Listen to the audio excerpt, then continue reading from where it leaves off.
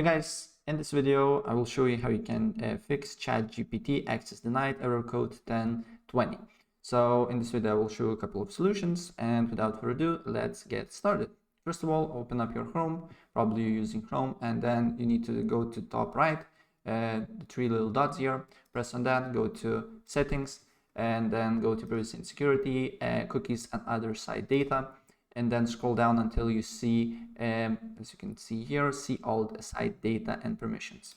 And here just write open AI, and it should be open AI here. And what you need to do here is to delete cookies, right? And if the problem persists, then what I suggest you to do is to disable your extensions. So some extensions can prevent you to enter ChatGPT or block ChatGPT access. So go to manage extensions and disable extensions and look if the problem persists or not. And if the problem persists, then another thing that you can do here, you can open up command prompt and run as administrator. And here you need to put following codes. So the first one is ipconfig flash DNS. Another one is Nash winsock reset. And another one, Nash int IP reset.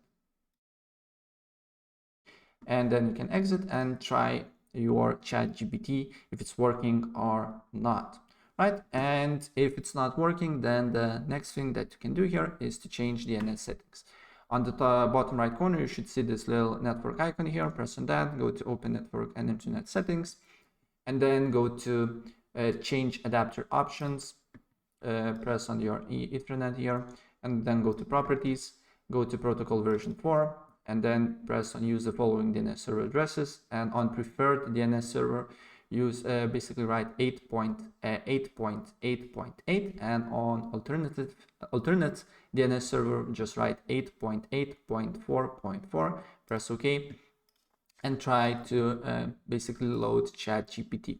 And if it's not working, then the last option for you is to basically use VPN and see if it's working for you or not. Right, so that's pretty much it. So if I help you out, please press like button and subscribe for more. Take care. Bye.